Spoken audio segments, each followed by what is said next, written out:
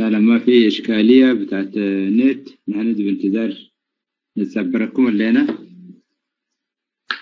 ولا الموضوع معناه كله مفهوم هلا وكله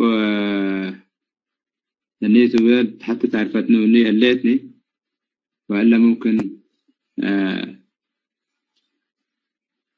قلنا قيمه يعني دي تقييم لنايو قلنا معناها ندوة قراها حتى أسئلة الليت معناها واد حتى قلنا الليت كلها من أولها سكة آخرى وبالتالي يعني ممكن قاش يعني ده سعر احنا تفضل أمريكا رافع عدة تقريبا المعاري تفضل أول لما يكتب أتباكي امسك المايك مباشرة إذا كان أنا على المايك. السلام عليكم. مساء الخير. أنت على المايك مساء الله. أوكي. طيب أولا تحية للضيف الأخ عبد الرزاق، ونقول لك ويلكم إلى عالم البالتوك. طبعا عبد الرزاق من خلال معرفتي له إن الشخصيات العملية وكذا، ودائما جماعة الجبهة الشعبية ما بيؤمنوا بالحكي الكثير وكذا، فكل الكلام اللي قاله متوقع منه، و حقيقي هو إضافة لمعسكر المعارضة. ما عندي والله أي ما عندي سؤال ولا مداخلة، لكن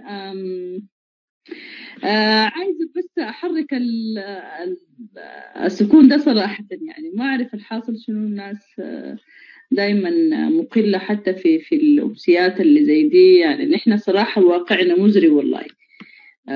عندنا حالة بتاعت ركود دائمة، ودائما في حالة سبات وحالة بيات شتوي، يعني حتى في الصيف، حتى لو قلنا الناس شوية مشتية وكذا.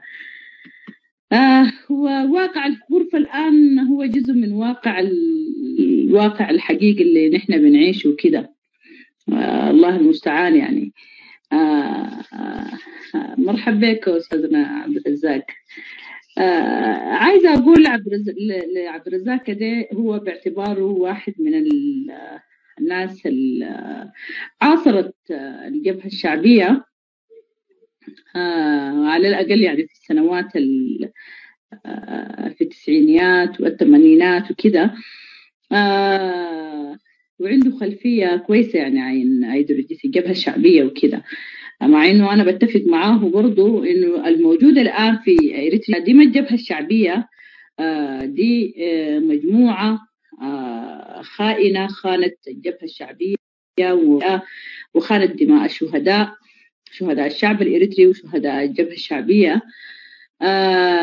لكن في اعتقاده شنو سر استمرارهم، والسر يعني الصمت، الأغلبية الصامتة يعني.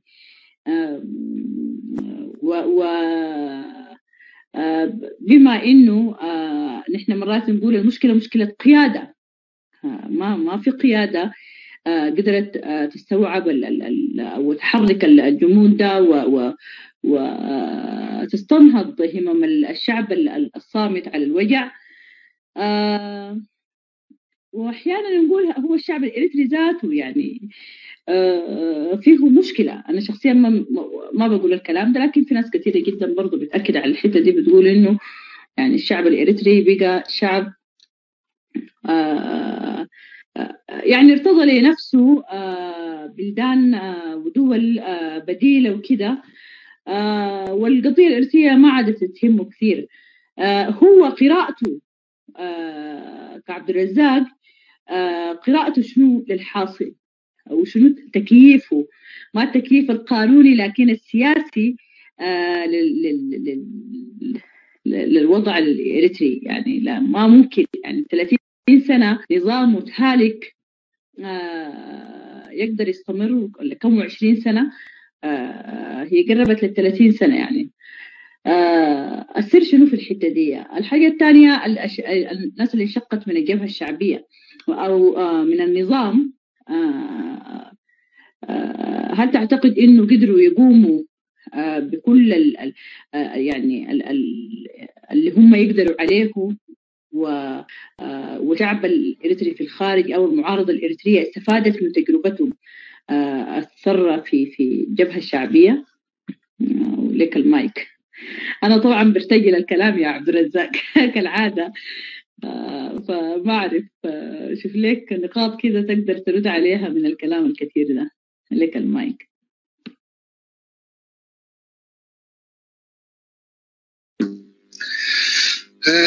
شكرا غالية، أسعدني كثيرا حضورك، وأسعدني كثيرا مداخلتك. فحقيقة يعني أنتم يعني سبحان الله التنشئة الأسرة يعني له عمق. الناس اللي رضعت المسائل الوطنية بواكر عمرها لها تأثير على كلنا. أشكرك كثيرا. بالنسبة للحالة التي بتعرض لي، أعتقد يا أخت السيدة مرتال المسألة عامة. معظم الشعوب التي مرت بسرطان الدكتاتورية، والسرطان حقيقة يلم بجسم ما، يعني الجسم يتخلص منه بصعوبة قاتلة، بصعوبة يكاد يعني يؤدي به للهلاك. ففي ليبيا أكثر من 42 سنة حكم بفلسفة الشعب الحاكم أو الشعب السيد، في حين أنه ما في أي سيادة للشعب. وفي أريتريا الآن 30 عاما ديمقراطية وعدالة، والواقع نقيض ذلك. سبحان الله، تطابق في الفلسفة. وفي سوريا وغيرها مرت كثير من الشعوب بمنعطف أو بداء السرطان. أريتريا بكل تفاصيلها تكابد مسألة شنو اسمها الاستبداد. وحالة الأريترية هي حالة أشبه بأنظمة أنظمة العتيقة بالاستبداد، زي العراق، زي ليبيا، والمثلث الثالث هو إريتريا. هذه الحالات التي ينعدم فيها الدستور تماما هي حالات صعبة من الدكتاتورية والاستبداد. وسبحان الله الحالة هذه تعالج بعامل خارجي، لأنه الاستبداد استحكم ومد بجذوره في كافة جسم المجتمع، وأجاد فن السيطرة. فغالبا المسائل هذه تزال بمساعدة خارجية، بهزة خارجية. فمعلوم بالنسبة لليبيا والعراق، ليبيا قدم في البيضاء قدموا وقفة في المسجد وفي دار المحكمة لكم يوم، صمدوا، ضحوا شوية قليلا بضراوة، ثم جاء القضاء الدولي وأزال الوضع. وتعرفون موضوع العراق. بالنسبة للحالة الأريترية، هي يعني مثلا فيها عتيق، يعني النظام هذا نظام ديكتاتوري عتيق متسلح بالحالة ستاليني، متسلح بحالة الاستبداد العالمي، اللي هو نظم ونظريات الاستبداد العالمي اللي طبقت في العالم، يعني طبقت في روسيا سابقا وطبقت في المدارس هذا أيضا. لكن مع هذا هي حالة لابد وأن تنتهي. ويعني حقيقة كادت أن تنتهي في أكثر من تجربة في أريتريا. وكل 4-5 سنوات الشعب الأريتري يطل بانتفاضة عارمة فيها تضحيات كبيرة، اللي هي مجموعة 15، مجموعة الفورتو، انتفاضة موسى وهلم جرة. بالتالي هي حالة ستزول. أنا معك الوعاء الاجتماعي، المتغيرات كذا حادث فيها تغير كبير جدا يعني، ويعني أجيال 40 سنة ممكن تكون أنت 50 سنة تكون في بيئة أخرى، طبعا تتضرر المسألة. ولكن كمجتمع إريتري هناك ولا هو مصدر التغيير والمستفيد من التغيير والواقع تحت جمرة الاحتلال، واضح تضحياته واضحة ما فيها خفاء، تضحياته واضحة والعبء كبير. ويعني لولا بعض الإشكالات هنا وهناك في الأحداث التي تمت في الانتفاضات كان الأمر حيحسم وسيحسم أيضا لصالح الإريتريين وللشعب العام. ليه لما أقول كده؟ لأنه الوجدان الإريتري تابع الدكتاتور أيضا بغطاء وطني. عندنا احنا مخدر يا صراحة يا أستاذة، عندنا حاجة اسمها الوطن الإريتري. يعني عندنا زي احنا بيجي زي الثور الإسباني، هذاك لما ترفع عليه شعار الأحمر يجري عليك. الإريتريين ترفع عليهم حاجة اسمها سيوبا جاية ولا ما بعرف شنو، ولا الرجل ده حيودينا سيوبا حيخموه.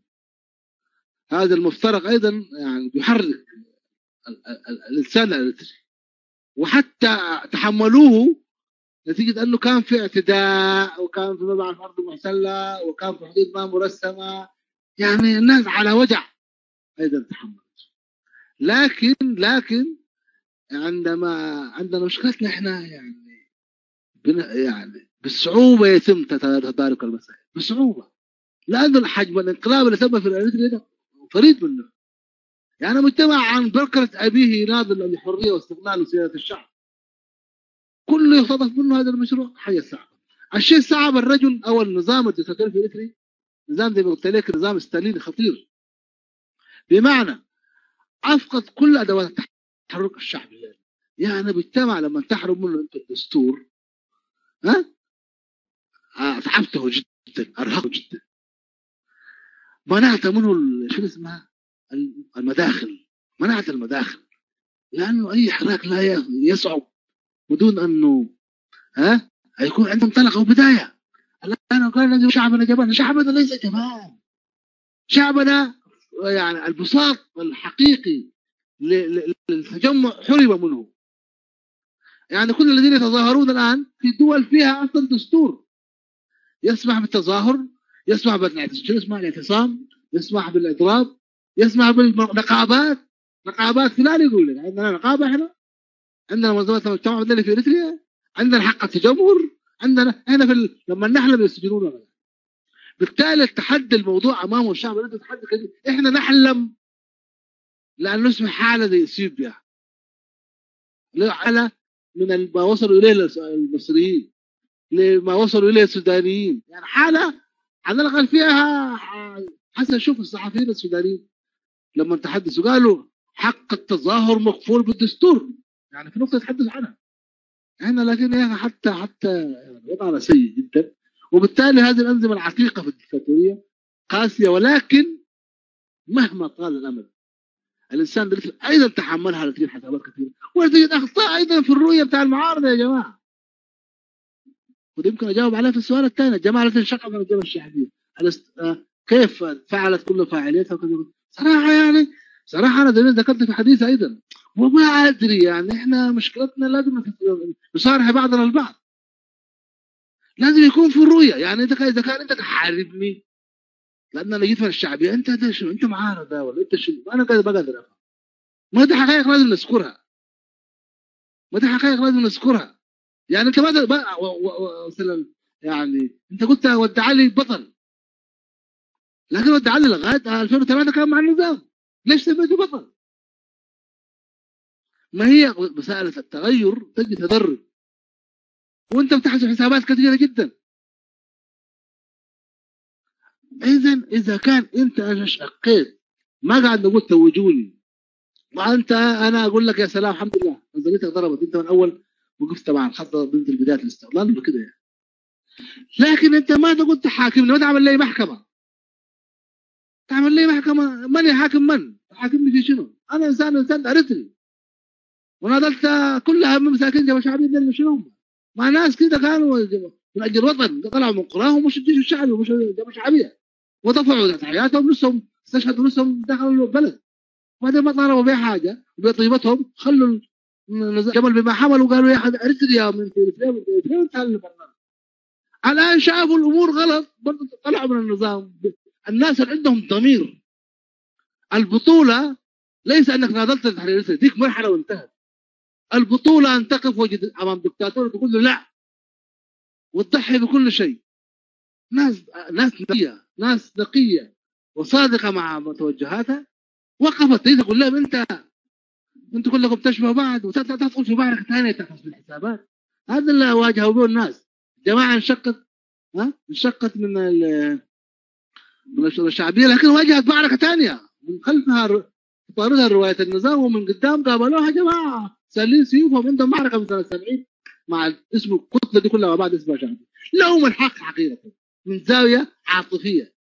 يعني مثلا ما بعرف شنو عاملين فيها شنو، وديت البلد في ده عشان يقولوا في دواخلهم صح، لكن الحسابات بتاع السياسة تخليهم يمسكوا على نفسهم ويضموا صفوف على رؤية وطنية عامة لإنجاح عمل سياسي. لكن انت تقعد تشمت من مجموعة.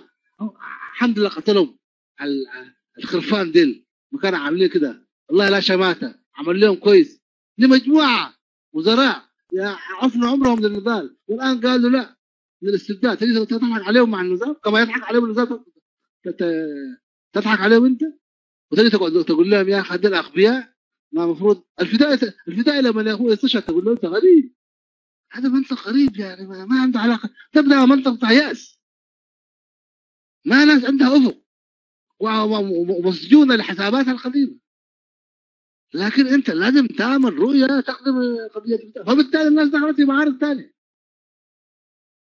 حتى لو اكس وواي وزد حسابات او اشكالات، ما ممكن تبقى قضيه فرديه، لازم تعمل. فبالتالي الجماعه اللي انشقت والله صراحه كمان كل واحد انشق بوجع معين، لكن بشكل عام رفض الدكتاتوريه.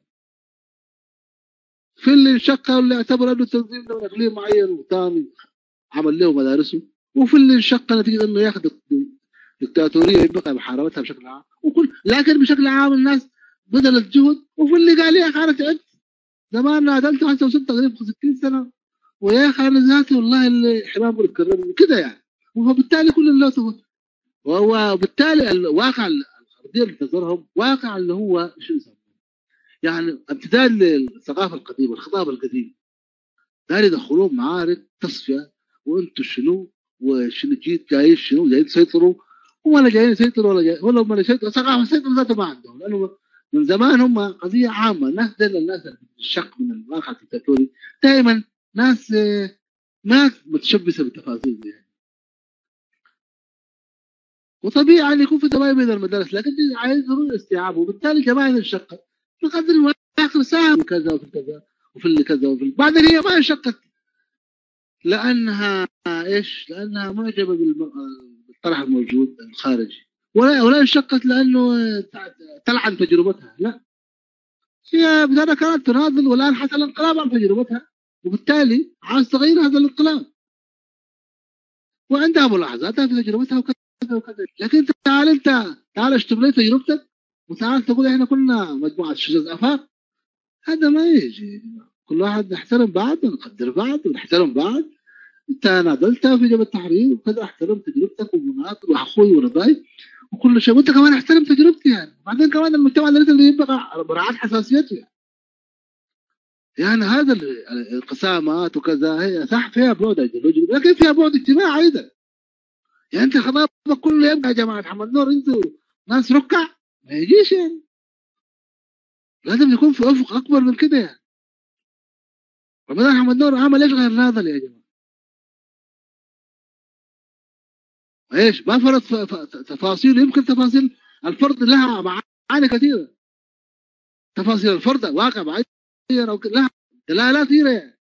انت بس ما يستهويك الا تقول رمضان محمد نور ده ما ينفعش، هو سيء ومن سلاله سيئه. منطق ده يا جماعه. هذا منطقة ناس عايزة تغيير ديمقراطي وعدالة ومواطنة، عيب يعني. لازم تنظر الأمور بزوايا كثيرة جدا ومتعددة. وزنك شنو أنت ذاته؟ احنا الآن نتكلم خريجين جامعة ودبلوماسي، ايش وزننا في المعارضة ومن أي زاوية؟ وهذا لازم تفهم يعني. انت عالم اجتماعي ده ياخذ اوزانه من زوايا عديده. هذا قلت تقول لي يا اخي فحد احمد ناس جبل التحرير بطولها وعرضها استشهد في اعقاص الارض. عبد الله ادريس مناضل استشهد في اعقاص الارض. الرئيس الاول استشهد ودفن في كل مكان. ابراهيم توطيل بطول عرضه دفن في سجون. عماره بطول عرضه موجود في مرمي في السجون، لا وزن لا كذا، وهكذا وكذا. درع عمره حياته بطرس، عقبة أبرهام. فبالتالي عايز أقول إيش يعني؟ المسائل عايزة يعني شوية. عايز حتى فسرتي نصهم كقرباتهم لهم.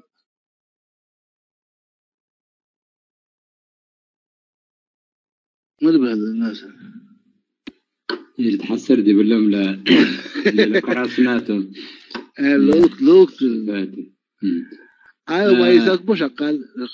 سؤال ثاني. شكرا يا شكرا للسؤال. والله انا حبيت ارجع اتكلم من دواخلي وقاعد اتكلم بوضوح يعني.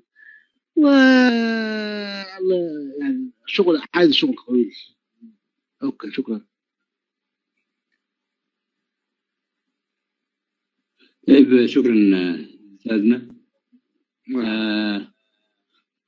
من هلا بعد يا جماعه شو من الميكروفون انزل من المايك استاذ عبد الرزاق عشان قاعد يعمل الصوت سادة. تمام. في حد ثاني يا جماعه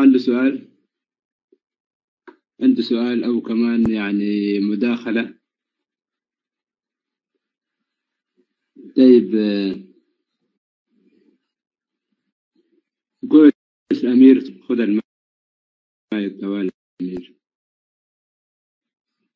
امير رافع يدك خذ المايك توالي. اوكي شكرا جزيلا. ملايت مسموع ان شاء الله. هل لكم كده ادونا واحد نتاكد من الصوت. اوكي شكرا جزيلا. هلا بك يا ام ريتان. هلا بك استاذنا عبد الرزاق ضيفنا. انا جيت متاخر شويه، ممكن وصلت باب المداخله ولا الاسئله ما عرفتها كمان. طوالي رفعت ايدي. والمداخله الاخيره ممكن شويه خلتني ارفع ايدي واتكلم. هلا بك.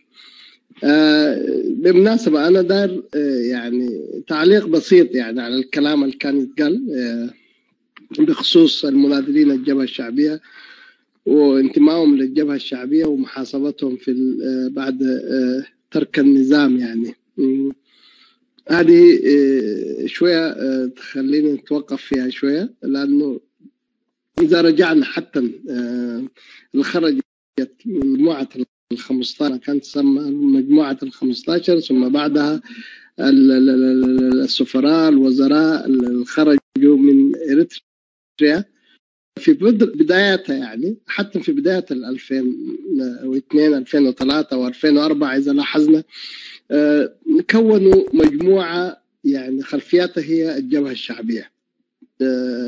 اتناسوا المعارضة لأنه نفس التقييم اتجاه المعارضة اللي كانت موجودة في الخارج أو كمان مدرسة الجبهة التحرير الإريترية عموما بانشقاقات اللي كانت موجودة، وكونوا نفسهم كمجموعة لا تقبل المجموعة بنفس يعني إنه هي هذه المجموعة فيها انقساماتها، مجموعة قبلية، مجموعة إلى ما آخره. كانت النظرة اللي كانت موجودة من المناضلين الجبهة الشعبية اللي خرجوا من النظام، وهنا صار الاحتكاك. مش المعارضة اللي كانت موجودة هي اللي خلت تكون. إذا لاحظنا حتى إن هنا يعني تكونت حزب الديمقراطي الإريتريا مثلا، المجموعة اللي كانت موجودة فيها كلها خلفياتها جبهة شعبية، كونت نفسها ثم بعدها مشت وحاولت يعني مجموعة اللي كانت تنضم للجبهة الشعبية كونت كأحزاب ككتل كانت الموجودة وكده يعني. كان مجموعة كان فيها دحنوم ومسفن حقوس إلى ما آخره وكده، حتى مشيهم لإثيوبيا أيام التحالف الديمقراطي الإريتري، حتى كان ينظر يعني بنفس النظرة بتاعت النظام اتجاه الويانة ووجود المعارضة الإريترية في إثيوبيا. والحجة اللي كانت موجودة هي لأنه المتواجدين أو كمان الناس اللي يقدروا يتعاملوا معهم الموجودة في داخل إريتريا من الكوادر بتاعت الجبهة الشعبية، لأنه حتاخذ بنظرة يعني ما حتتعامل معاهم يعني. وهذه هي كانت من ضمن الأسباب. ثم بعدها شفنا كمان لما كان ودوا مكارو ومجموعة اللي كانت موجودة في إيطاليا حاولت تجمع نفسها، دي كلها كانت تحاول إنه الخلفية فقط اللي جات من الجبهة الشعبية حاولت تجمع نفسها كانت، لكن الاختلاف كانت الموجود في بعضهم. ثم بعدها الاختلاف الأول كان موجود إنه كيف يتعاملوا مع المعارضة المتواجدة من فترة خارج إريتريا أو كمان خرجت بحروب الأهلية من الساحة الإريترية. ما تعتقد هذه هي السبب الذي ممكن هم اللي جابوا الصراع أكثر مما تكون المتواجدة من السابق في خارج إريتريا؟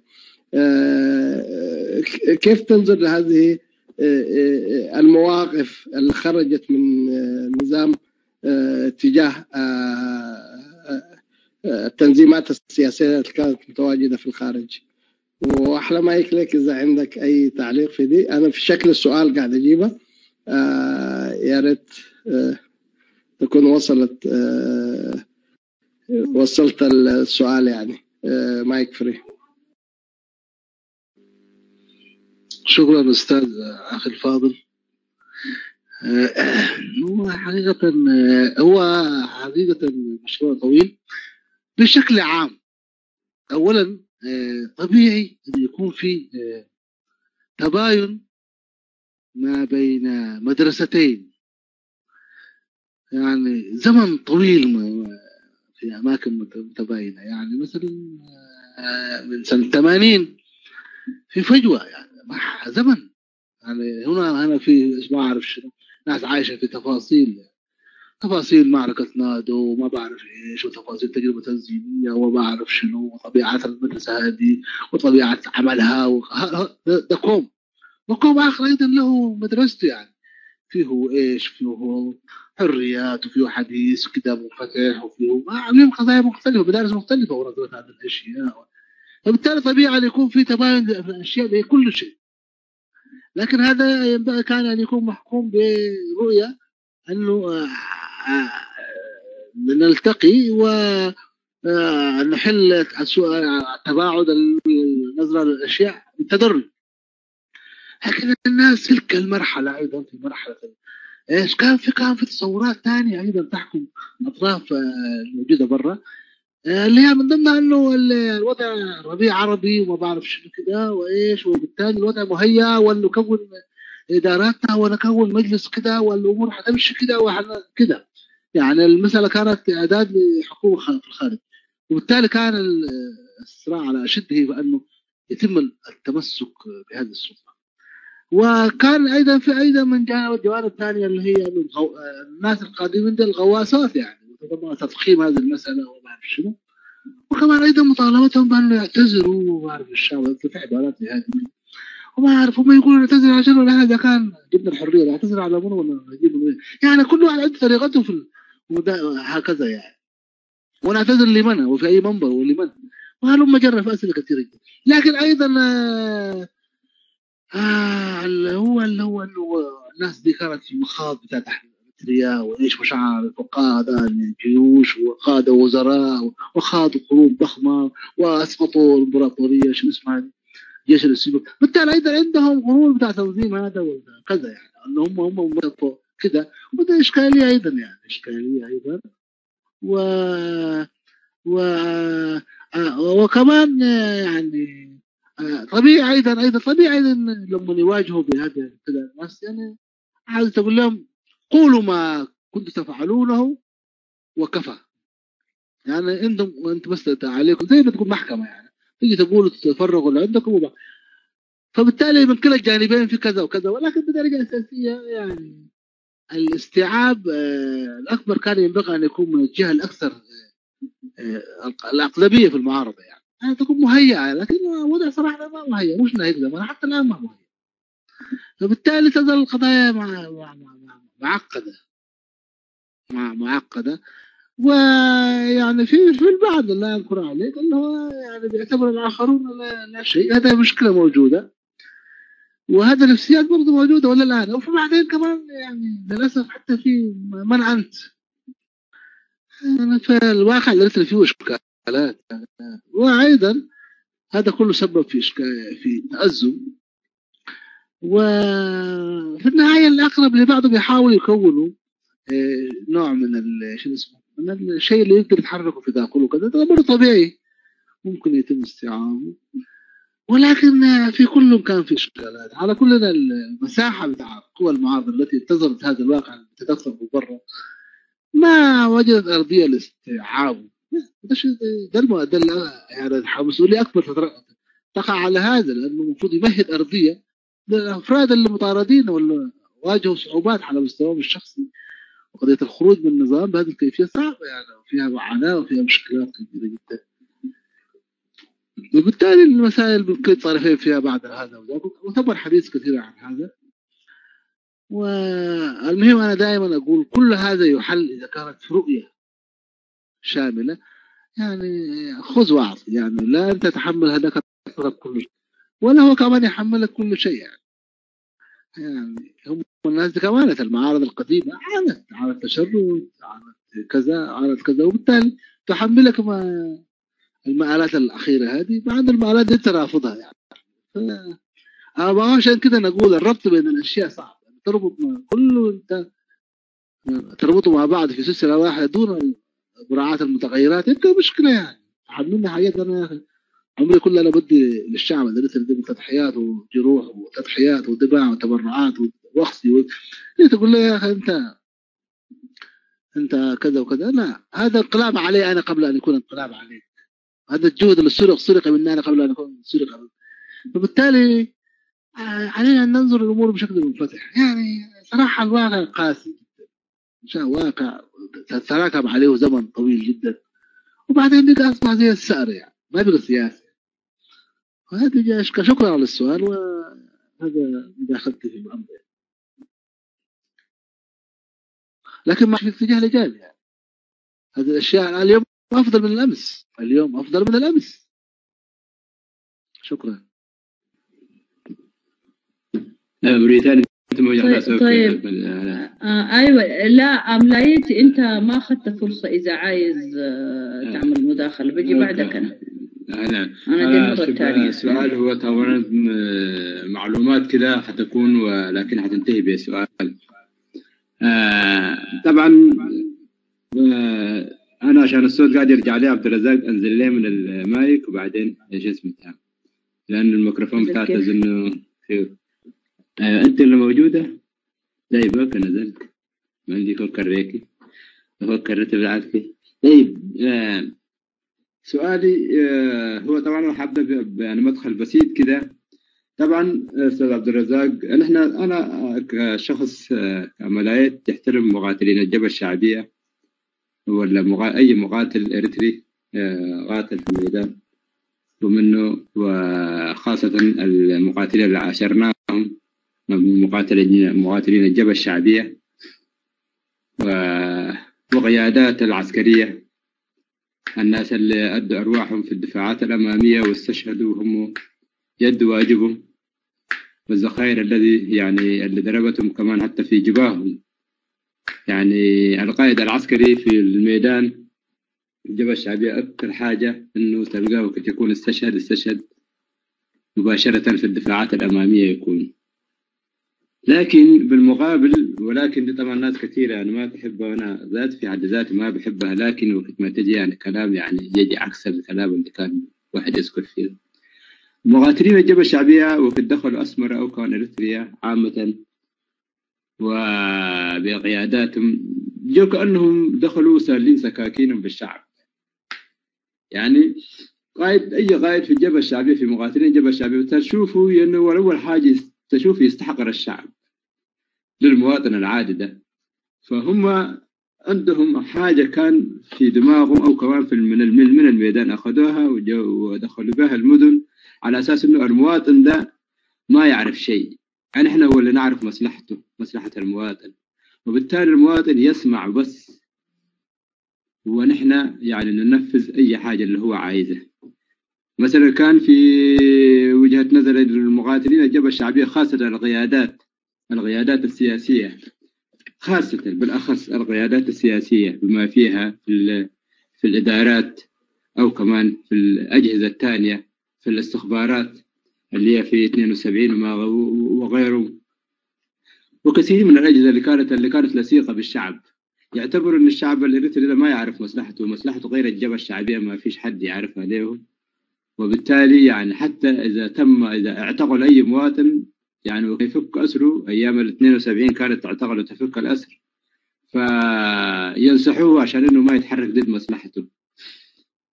فمن بدايتهم أول حاجة يعني حرضوا الجيش على الشعب، فكانوا موزعين فرق عسكرية في المدن. مثلا مدينة كرة كانت فيها الفرقة العسكرية اللي هي 74، وسكان كرة سموها بتبل. انت اذا شافوك كده مر بالشارع ونظرت لهم نظرة كده يعني مش ولا بد، طوال مباشرة كده يستدعيك، تعال يقول لك انت من فين، بتبل، ومن تالي تنجلد لحد ما خلاص اديك تولدني زي تماخرنا زي ما قالت عرفانة. بس يمكن انت تشوف لسان حالك يقول نفس الشيء تلوني. وكان في نكات كثيرة في كرن ظهرت بسبب بتبل دي، يعني جلد من غير رحمة ومن غير يعني كأنهم هم أدبوهم، أدبوا الناس سكان مدينة كرندر، أدبوهم لأنه هم أصعب ناس بالله. وبالتالي يعني 74 أخذت فيها سنة. ثم ثاني أسمرة، يعني الفرق اللي هو كمان الكوماندو كانوا في أسمرة في مناطق عبدة، يعني وقت ما دخلوا لازم إن الشعب يخاف مننا نحن عشان نقدر نحكم. هي كانت النظرية بتاعته. ثاني في الأمور الإدارية، يعني زي ما قلت لك إنه الشعب ده ما يعرف حاجة. مثلا السياسة مرة في اجتماع كان في سينما بيرو، واحد سأله من المصفى بتاعت عصب أيام ذاك سيوبين، فارقوا المصفى بس العلاقات وقت ما تهدت، وخلوا المصفى وراحوا. فواحد سأله هسه المصفى دي مين شغال فيها؟ فهو قال لي يا أخي المصفى دي انتوا اشتغلوا اموركم اللي هي يعني اسالوا من ودعكر والطاف ماشيله والى اخره، ده انتوا شغلكم ده، انتوا اسالوا من الحاجات دي. لكن المسألة دي يعني ده يخصنا نحن. النظره دي ما كانت نظره بتاعت السياسه فقط، كل نظره الوزراء بتاعت الجبهه الشعبيه، نظره الاداري، نظره الكوادر، انه الشعب ده شعب منتهي ما يعرف شيء. في الميدان كان عندهم تصرفات كمان مش ولا بد، الاعتقالات ولا يعني زي ما يعني يذكر المقاتلين القدام هنا في غرف البالتوك، التعذيب اللي كان في مدرسة الثورة وكيف نوعه. أنا واحد من المواطنين في حمرة كلبوي مرة يعني يحكي لي، قال له عادل يهاجة إلا حلاوة ثورة حلاواتها الذي بين مسلكي، يقول لي يعني كثرة الويل اللي شافه في حلاوة ثورة ده. يعني يا جماعة أنا مسموع، يعني ما في حد كان يحرك معي الساكن. كل شكرا أمريتال يعني على إنه الابتسامة للنكتة دي من الأشياء، دي من النكات كانت الواقعية. هي أنت كيف حصلت لي مرة يعني من المنطقة بتاعتنا هنا أنا كنت شغال في كركبت، فاعتقلوا مننا مجموعة من المواطنين مجموعة كم واحد كده، واخذوهم ولجهة غير معلومة. فهم كان في مشروع ما في المنطقة، فهم خافوا على المشروع ده واعتقلوا الجماعة دي انه عشان ما يحصل مشكلة في المشروع ده. الجماعة دي المتهمين كانوا من قبل 72 من قبل الأمن. وبعد ذاك ادوهم رسالة، وانا شخصيا فتحت الرسالة، يعني الرسالة كانت موجهة لنا، فجأة أنا فتحتها، فالرسالة مكتوب فيها الجماعة دي أخذوا جزاتهم وخرجوا، ولكن أنصار رابحوا لكي ينقصوا قصة خطأ.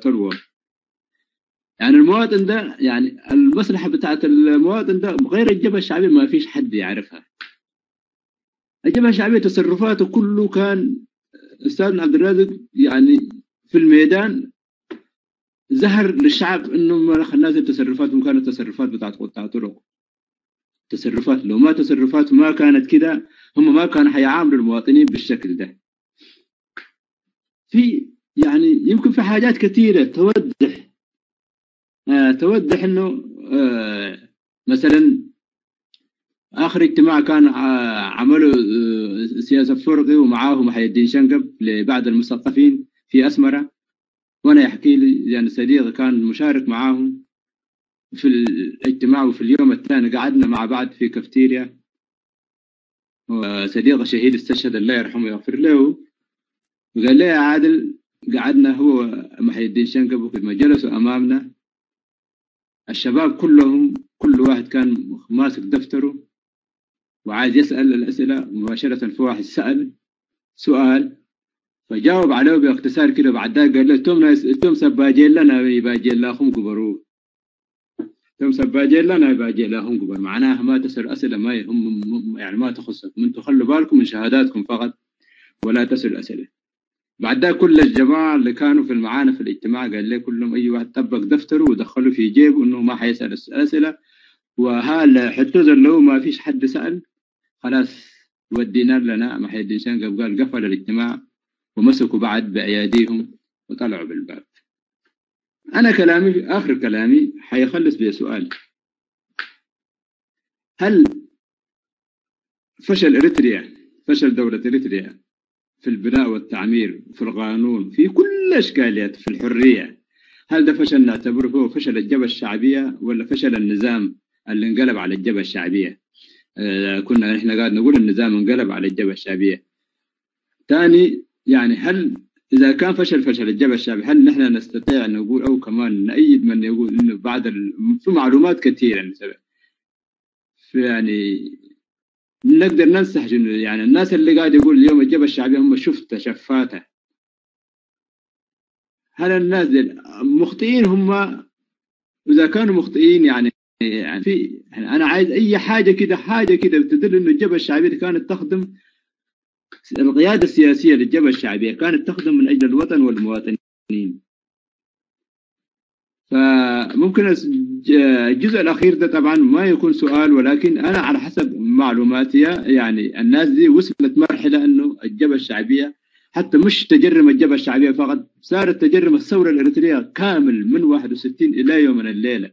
بسبب مين؟ بسبب كله بسبب مشكلة إن الجبهة الشعبية، لأن الجبهة الشعبية دخلت بالاستقلال، وبالتالي تصرفاتها بعد الاستقلال لحد خلافهم في سنة 97 اللي ظهر منها جروب 15 لحد اللحظة هذه كانت كل تصرفات كأنها أن الشعب ده ما يعرف مصلحته، الشعب بهيمة ونحن رعاته. فهل أنه فشل إريتريا نحن بعد ده كله هو فشل الجبهة الشعبية؟ نعتبر الجبهة الشعبية هي اللي فشلت ولا النظام هو اللي فشل؟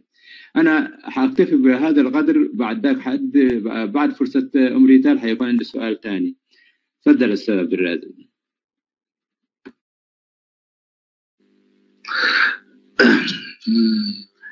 هو انه التنظيم بتاع الجبهة الشعبية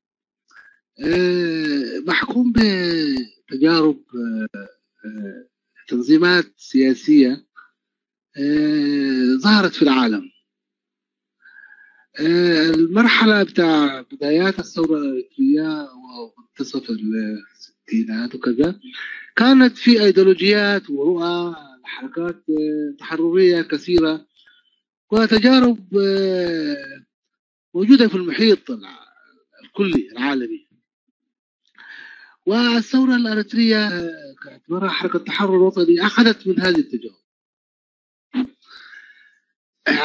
هذه التجارب وكانت لها دليل عمل تتبعه لنجاح الحزب أو التنظيم أو الحركة السياسية المعينة. يعني المجالات الفكرية الأيديولوجية كانت في تلك المرحلة كبيرة.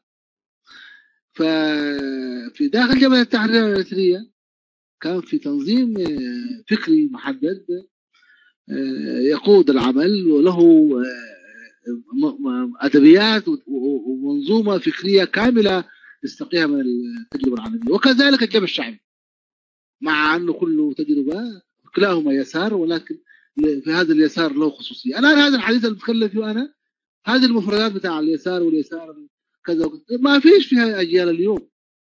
هذه المفردات لا موجودة، لأن هذه الأيديولوجيات تراجعت في مرحلة تاريخية ما بعد انتهاء الحرب الباردة. وبالتالي عالم قديم يعني له كان مقياس. وبالتالي كان في حاجة اسمها الطليعة. الطليعة يا جماعة ما يشوفوا ان هم راعين في حاجة اسمها الطليعة في الفكر كان موجود. والطليعة هي هذه زي النخبة، وهذه النخبة اللي هي يعني حسب تعبيرات زمان تعي مصلحة الحفاش الجماهير وتدافع عنها. مدرستنا فلسفتنا عينتها يعني. وبالتالي الطليعة هذه هي الوكيلة عن معرفة ما يخدم ما يسمى الجماهير. فمن إلا ما ابتلى حناتنا ومصلحتهم الأمر. أخي أستاذ عادل، حقيقة الهيهلة والهيهلة بمعنى الإنسان الأريتري انخرط في هذا الفكر اليساري أيضا، وقدم القطاع الواسع منه شيء كبير لصالح الشعب العام والعريض، وكانت في خدمة حقيقية يعني. ولكن أيضا منهجية انتصار التنظيم لها ألف باء تاء ساء، عندها خطوات. كنا في إجراءات. في ضمن الإجراءات دي في قساوة على الخصوم وما يفترض أنه هو خصوم ولا مجرد إلا الطليعة أيضا طبيعة البدرس الفكري أصلا. وبالتالي عندهم إحساس أنهم، لكن هذا صراحة أنا لا أدري. لكن القطاع العام من القيادة بتاعة التنظيم بسيطة متواضعة، وطبيعة تربية التنظيم كانت كده هم مجرد يعني. فنجي في حاجة تانية اللي هو اللوم اللي بلوها اللوم ما شفت هذا كلام أنا بالنسبة لي، وأنا كلام ده بالنسبة لي غريب يعني، عجيب وغريب. وللأسف يبدو أنه هو على التقدير الشخصي. شفته كفوية. أنا ما السلوك لا شفته يا إخوان يا جماعة. أنا لست غريبا من هذا البلد يعني، براوي أناني وبعرف تفاصيل يعني. جبهة التحرير الإطباء وجبهة الشعبية قدامه سنة لولا ضرورات الالتزام بتاع إنجاح رؤية معينة وفكرة معينة وتنظيم معين وتفاصيل ما يتطلبه هذه الإجراءات، قد تكون قاسية هنا وهناك وقد تكون بشعة هنا وهناك، لكن بشكل عام هي لقضية الإنسان الأريتري، هي لقضية الانتصار للإنسان الأريتري وثورته وشعبه. هذا جوهر يعني. كفى شفت مصعب أو شفت مين قطاع الطرق أنا شفتها. قطاع الطرق كيف شعب نادر على عفاريت زمان يكونين شعب نادر على من أجل تحرير أريتريا، ولا الدولة الحالة دي بمعسكرها أريتريين هم أبا وحفاة عراة من أجل الحرية. شيء أنا ما أدري. لكن هذا في بعد خارجي صراحة، مثلا اللي هي مثلا دي فيها بعد خارجي من الأنظمة التي كانت تحكم السوريا، لأنه منهجهم كان غير سليم يعني. منهجهم في اتجاه يعني قتل التجربة الأريترية في أذهان الشباب الأريتري. وهذا مشكلة كبيرة ويا لبنان اللامانوت اللي هم يعني حقيقة منهجهم كان عجيب. منهجهم عجيب يا جماعة، قسمونا علينا مرور ثورة إريتريا، ثورة راقية، ثورات فكرية، ثورة نضوج. وحتى إريتريا قبل إثيوبيا كانت بلد بالثقافة بتاع زمان اسمها بلد رأسمالي شبه يقطع شبه رأسمالي يعني. حتى مرحلة الاندماج والتكامل ما بنعرف احنا تناحرات اقليميه قوميه ولتات ومثل ديانات وكده وايش كونوا لنا تنظيمات قوميه قبليه. فبالتالي هم عايزين يدمروا، كان مشروع سيء جدا هؤلاء الاخوه. لا انا لا قاعد ما قاعد اعرف المعارضه من اخفاقاتها المحليه ولا، لكن المنهج اللي طرحوه الجماعه دول كان عجيب، اللي هو قسم اريتريا على اشكال كده وخلى الناس تكره ثورتها وثورها. يعني حاجه كانت فظيعه. وبالتالي غريب شفتها كيف يعني ما تجي ما قريبه ذات جندي اهبل على البلوك، جندي البلوك سكران تستشهد يعني سكران استشهادات يعني.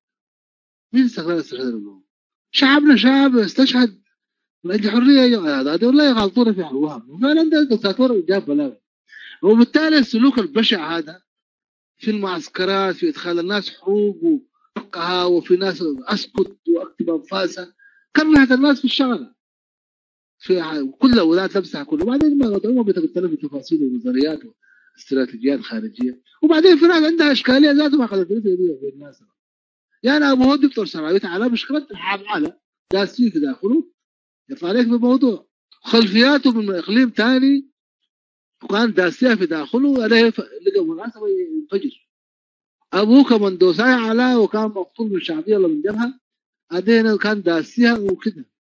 فطلع لنا بلاوي كبيره جدا يعني طلع لنا، لان نحن زادوا المسائل بتاعتنا متداخله بشكل بشع. يعني هو جات اريتريا وحريتها وشنو وما بعرف الخطوط موجوده. اريتريا دي 30 50 سنه كانت ساكنينها السوريين، ما حصل فيها اي فرز حقيقي يعني.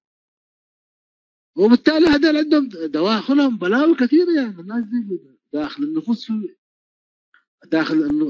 داخل النفوس في اشياء كثيره. وبالتالي انا ما بعرف احيانا اطول في الموضوع، لكن عايز اقول لك هذا شيء مخطط اجنبي وامراض نفسيه، امراض شنو اسمها يعني القهر من المجتمع ذاته. يعني قاعد يعمل يا اخي آلاف يتكونوا من بعد ما يسموا نفسهم الفريق عشان يكون وطن جديد، ويقول لك المسلمين يدخلون في حظيره والبلاك يا اخي كانت قمه هم ما بعرف شنو التقراي فيهم.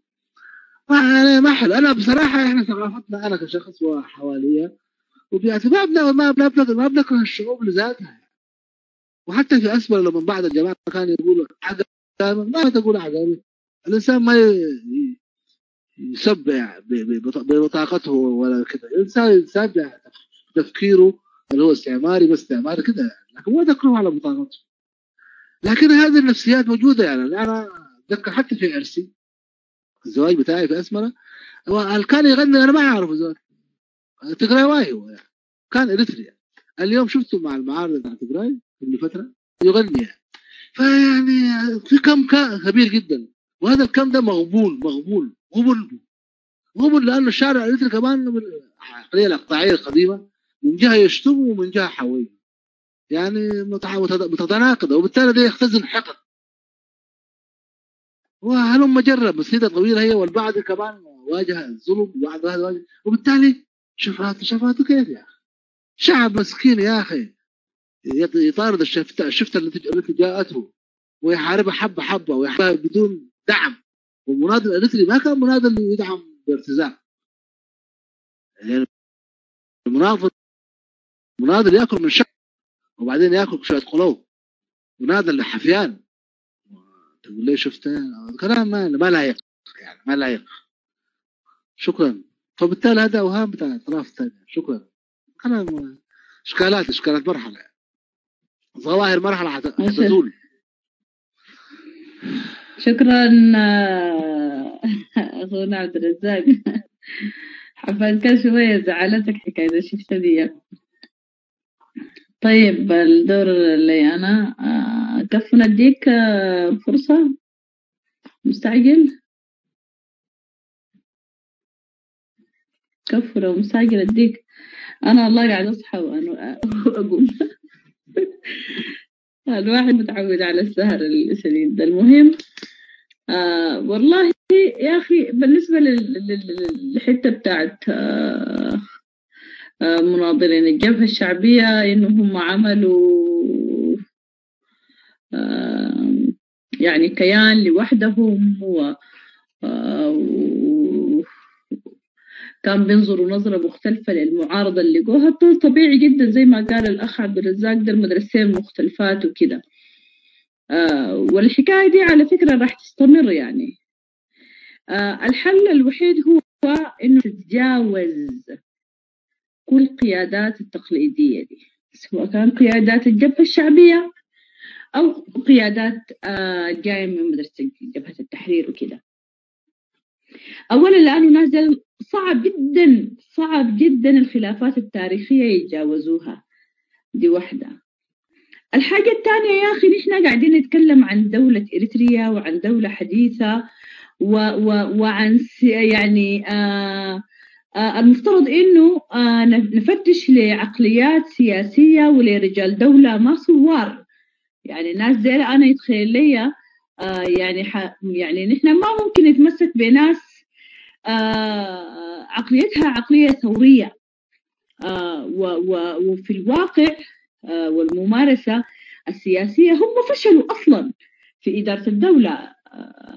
فأنا يتخيل لي التعويل على الاثنين ضخ كبير. وللأسف الشديد حتى الأغلبية الصامتة والشباب كمان ما عايزين يتقدموا الصفوف. دي هي إشكالية الشعب الإريتري. القيادات التقليدية، الثوار التقليديين نت أبديتد، يعني هم ما المرحلة صراحة أبدا. ولأسباب كثيرة جدا لا يمكن يحققوا تغيير على أرض الواقع، لأن هم ذاتهم يعني عقليتهم محتاجة لتغيير أصلا. الشباب والكوادر، كوادر الصف الثاني والناس اللي ما عايشت المشاكل أو حتى ما الرواسب التاريخية دي ما موجودة على الأقل بالدرجة الموجودة عند الناس الخصوم التقليديين، ما عايزين يتقدموا الصف. وهنا نحن لحد ما نتجاوز المشكلة دي ما ننتظر أي تغيير في إريتريا صراحة. بالنسبة لرفض كمان ومحاكمة الشعب يعني المنشن عن الجبهة الشعبية يا عبد الرزاق، والله ما كل منشق أنا أرحب به وأخذه بالأحضان مباشرة صراحة. في أسب الدور نحن الليلة لما نتكلم عن مناضلين الجبهة الشعبية ومرحلة النضال، نحن أكيد ما من حقنا نحاكمهم ولا نحاسبهم، نخلي حتى لو ارتكبوا أخطاء سواء كان مناضلين جبهة التحرير أو مناضلين الجبهة الشعبية حيحاكموا تاريخيا، لأنه هم فعلا كانوا في مرحلة ثورة ودي لها شروطها وظروفها الخاصة. لكن لما نجي لعهد الدولة ولما نجي أنا الليلة لما أحاكم المنشق يعني عن الجبهة الشعبية، أحاكمه عن دوره في دولة إريتريا وعن دوره كسياسي ورجل دولة. مثلا يعني مثلا أنا بستخدمه الوزير السابق كان مصفي الحقوس، يعني صحيح نحترم نضالاته لكن هو كان في موقع سيادي، كان رئيس يعني كان وزير دفاع في فترته ومرحلته في عهد الدولة الإريترية. حصلت إشكالات كبيرة جدا وجرائم. أنا بالنسبة لي هو بحكم موقعه وبغض النظر عن إنه هو بريء ولا ما بريء، مؤمن تماما بإنه المتهم بريء حتى تثبت إدانته، ده حقه المشروع. لكن بالنسبة لي أنا هو متهم، ما أقدر أقول عليه مجرم ولا أقدر أصدر أحكام عليه، لكن بالنسبة لي هو متهم بحكم الموقع ده يا عبد الرزاق. بالتالي حتى حزب الشعب لما اتحالفوا معاه ودخلوا معاه في وحدة اندماجية أنا كنت بعتبره ده انتحار سياسي. فدي مشكلتنا نحن في الساحة السياسية. لما جاء مصطفى حقوس باعتبار انه هو كان قيادي كبير، الناس احتفت به وصفدت له وقعدت تقول السيد الرئيس السيد الوزير السابق وما أدراك، وأول ما اختلفوا معاه ورفض وطلع من التحالف قلبت عليه وبدت تفتش له الماضي والحاضر. دي بعتبرها واحدة من غزارات السياسة اللي يعني دائما يعني ما بعرف أقول شنو، لكن الناس ما عندها مبادئ يعني تتمسك بها صراحة، بتمشي أو تتعاطى مع المسألة حسب مصالحها السياسية والحزبية، بعيدا عن يعني حتى الاختلاف ما من أجل القضية الإريترية ولا من أجل الشعب الإريتري، هي اختلافات حزبية. متى ما نحن قاعدين ننتظر تغيير من الناس بتفكر بالعقلية دي صراحة ما راح يكون في تغيير في إريتريا. لا أقدر أقوله، وصراحة تصبحوا على خير ناس الغرفة، وشكرا لك الأخ عبد الرزاق. أما الناس الموظفين الخدمة المدنية زي الأخ عبد الرزاق وبقية وكثير من الشباب اللي كانوا في مواقع تخدم الإنسان الإريتري والشعب الإريتري بالإضافة لرصيده من نضالي، أنا بتوقع إنه دي الإضافة حقيقية يعني. ولكم المايك. السلام ورحمة.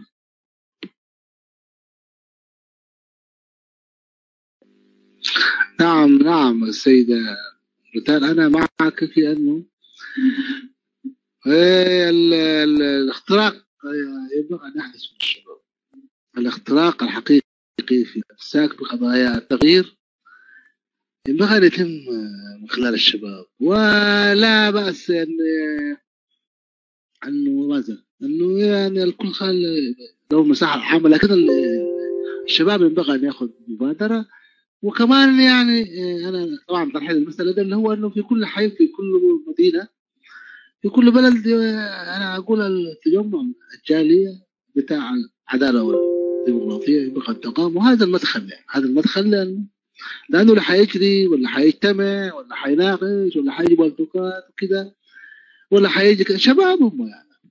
بالعكس الآن ما يسمى شباب عجائزه وما بالك العجائز. فبالتالي معاك أنا يعني أنا أذكر والله في ناس حاضرة الحرب الأهلية تاع جبهة التحرير وشنو اسمها وجبهة الشعبي وقوات التحرير الشعبي، والله لما يحكوا لك عن التنظيم والتنظيم الآخر مبالغة.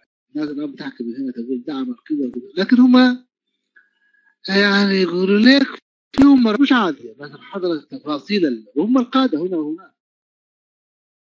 حضروا معركة قرقل ومعارك الحرب الأهلية الخاصة، ولا هم قادة الآن باقي الناس هم القادة، يعني فيهم حجم بتاع إشكالات بين التنظيمين خرافية يعني.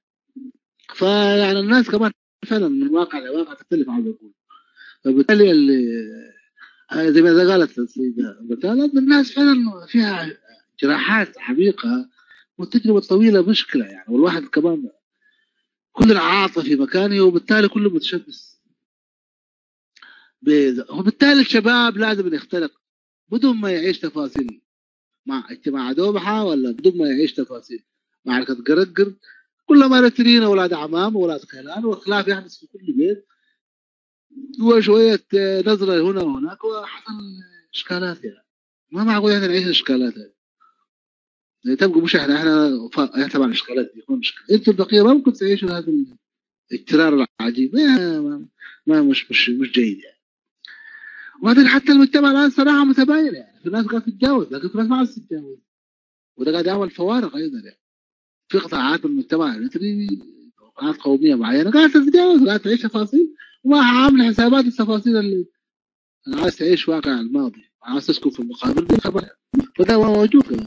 أما بالنسبة صراحة يا أخي ده تباين أنا أقول لك يعني الثورة الإريترية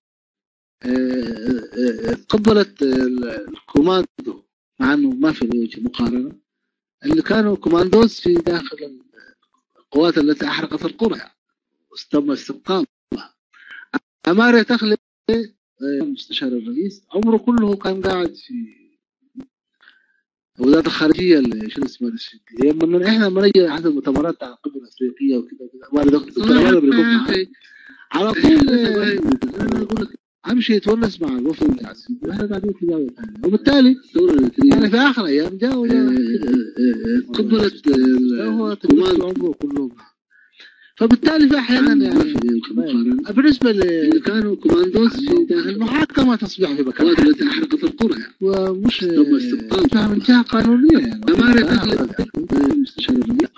مثلا بالنسبه الاعتقالات الخارجيه منذ بدايه الاثنين معتقلين مختطفين من الجبهه الشعبيه شو اسمه من ايش اسمه من الجبهه الشعبيه وكذا. كلام احداث كثيره موجوده يعني. مثلا احداث في زمان على الاخوه ايضا في الطرف كذا يمسكوها من المنقع وما منقع، وفي اللي بعد يديها بعد اقليميه كذا. الجو ما سهل يعني، فيه كميه كبيره جدا من الالغام. لكن اذا كان قضيه المقاومه وحدت يعني في هذه التفاصيل، قضيه المقاومه اذا كان دخلت في هذا الوحل تبقى هلاك. وهذه القضيه صراحه يغذيها او تغذيها نظريه النظام الاستبدادي، هي هو اللي يغذي هذه التفاصيل وبالتالي تقدر تأججها. يعني انت كده وانت كده ويعيش في معركه سنه 71 72 منقع وما غير منقع او التقييد 99 واحداث هي تمت في ظروف لها معطياتها وتفاصيلها وكذا، والان تحويلها لاكس وواي وخلق معركه داخل صفوف القوى المعارضه قضايا مهلكه اهلكت الوضع المعارض بشكل كلي. على كل بالنسبه حتى تفاصيل النظام مشكله في مشكله يا جماعه. حتى تفاصيل النظام وكيف يعمل دي قضيه يصعب من الخارج او حتى من الداخل معرفة. ما احنا يا صراحه في تفاصيل محدده. عندنا المدرسه بتاع هذا التنظيم مدرسه غريبه جدا وعجيبه، ربما كانت لها معانا تفسيرات في ظل الثوره وظروفها الاقتصاديه وكذا، لكن في ظل الدوله شيء اشكاليه. يعني مثلا انت كعضو في الجبهه الشعبيه او بعرف التنظيم ده او في الدوله دي او في شيء، تربيتك السياسيه انه ما تسال عن حدث حواليك. تربيتك السياسيه ما تسال عن حدث، يسموه عدم تدخل في شؤون التي التي تعنيك. مدرسه كامله طبعا دي، وفيها انه اجهزه معينه تقوم بشيء معين، ومجرد التساؤل معناه تشكيك في هذه الاجهزه، وهذه الثقافه غير موجوده يعني. بالتالي انا عايز اقول حاجه، وزاره الاعتقالات وجهاز الامن وهل مجرد بالمناسبه مرتبط بتفاصيل اخرى واليات تنفيذه اخرى. وبصراحه يعني كثير من الاجهزه موجوده بما فيهم وزاره الدفاع لا تعلم تماما عن تفاصيل كثير من الاعتقال ولا عندها علاقه بها ولا من قريب ولا من بعيد، وينفرد بها قطاع معين يرتبط مع الرئيس وهكذا يعني. فبالتالي مسألة معقدة، هي مسألة معقدة. أنا عايز أقول يعني في أحيانا الهيئات تقام فقط بمهام محددة ثم تلغى. يعني أحيانا يعتقل واحد من جنبك ولا تسأل، لأنه طبيعة التنظيم أنه لا تسأل، لأنه لا تشكك في أجهزة التنظيم وكذا يعني. مدرسة غريبة جدا ولا يتم الحديث عن هذه التفاصيل. وبالنسبة لوزير الدفاع ما وزير الدفاع والرجل ده تاريخيا كان عنده إشكالية مع رأس النظام، ويعني صراحة يتسم بقدر من بغض النظر يتسم بقدر من المصداقية كبيرة جدا ودقيق كذا. والآن بدل الرجل ده الآن يعني اعترض يعني ما يعني مسألة أنه أنت كنت كذا وبالتالي ما تسمع ما أعرف أنا يريد لها كيف معادلة ما بعرف، ولا معناها كل حي البعض. يعني أنت في مرحلة تاريخية معينة تلتحق بمسار قوم ده مقبول تماما يعني. أنا كنت المسألة وسهلة، لكن أنا عندي فهم واحد اللي هو أنه كل من عاد هذا النظام أو شق عنه يبقي أن يستقطب في مسار المقاومة. وإذا كان في أي تفاصيل بتاع قضايا عامة سواء الخارجين من هذا التنظيم أو الذين كانوا في الخارج، إذا كان في قضايا تطرح لهم في أي موقع مستقبلي وتناقش وتحل يعني. أما غير ذلك فتبقى قضية جزافية. شكرا. شكرا. شكرا عبد الرزاق، أستاذنا عبد الرزاق، وكمان شكرا للندوة الكبيرة والمفيدة جدا. وبهذا القدر تقريبا ما فيش حد رافع يده، وانت كمان يكفيك يعني من الساعة كم، من الساعة 9 لين منتصف الليل ونصف، وكده ندوة خلصت الليل وسنيتنا كمان. شكرا جزيلا له، وكده تسجيل ممكن نقفل وتتبقى الدرس سنيتنا. شكرا جزيلا أستاذنا عبد الرزاق، وإن شاء الله نتقابل في الجايات. على سنيتنا لا لخير لا لخير أمريكا. شكرا للجميع. شكرا الله يبارك شكرا. الله شكرا لكم. السلام عليكم ورحمة الله وبركاته. شكرا للموداي، شكرا للحضور يا جماعة. لا لمس النرد كافة الكومة، مستمعين ومتداخلين ومستفسرين وأمير. لكن أين أنت يا أمير؟ لازم وين أنت يا أمريكا؟ دقيقة. لا زالت الليل، لا زال الليل طفلا. لسعيد لسه اصبروا شوية.